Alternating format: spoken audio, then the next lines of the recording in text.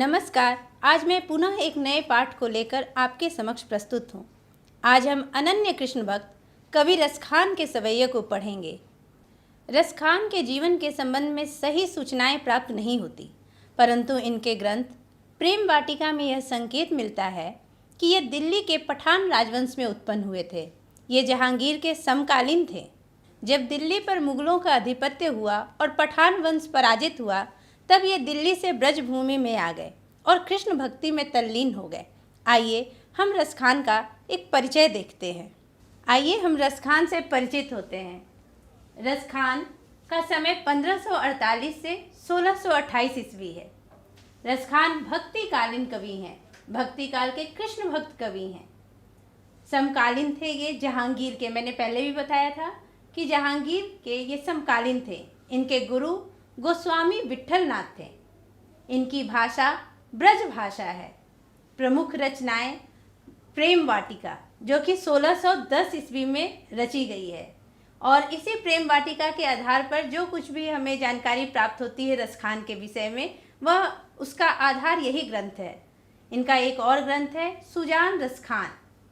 इन्होंने दोहा, सोरठा, सवैया छंदों में अपनी रचनाएं रची हैं।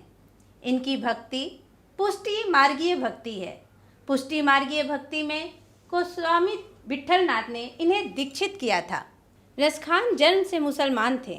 इनकी रचनाओं से मुग्ध होकर भारतेंदु हरिश्चंद्र ने कहा था, इन मुसलमान हरिजनन पे कोटिन हिंदू वारिये। रसखान विट्ठलनाथ जी के शिष्य थे। इन्होंने विट्ठलनाथ से पुष्टि मार्ग में दीक्षा ली थी। महाप्रभु वल्लभाचार्य द्वारा प्रवर्तित भक्ति मार्ग को पुष्टि मार्ग कहते हैं। पुष्टि मार्गीय भक्ति को प्रेमा भक्ति भी कहते हैं। इसमें भक्ति के लिए प्रेम तत्व को महत्व दिया गया है। इनकी दो छोटी छोटी पुस्तकें प्रकाशित हैं, प्रेम वाटिका और सुजान रसखान। इनकी रचनाओं से पता चलता है कि वैष्णव धर्म के बड़े गहन संस्कार इनमें थे। प्रेम वाटिका दोहे में रचित है। इसमें प्रेम निरूपण संबंधी रचनाएं हैं, और सुजान रसखान कवित्त सवैये में रचित है।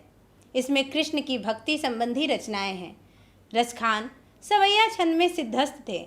जितने सरस, सहज, प्रवाहमय सवैये रसखान के हैं, उतने अन्य किसी कवि के नहीं। कृष्ण के लीला गान में ब्रज भाषा का ऐसा सहज प्रवाह अन्यत्र दुर्लभ है।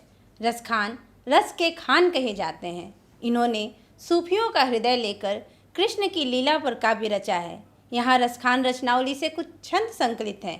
पहला छंद दोहा और सोरठा में राधा कृष्ण के प्रेममय युगल रूप पर लिखा गया है, तथा दूसरा छंद सवैये में कृष्ण और उनके ब्रज पर अपना जीवन सर्वस्व न्यौछावर कर देने पर लिखा गया है।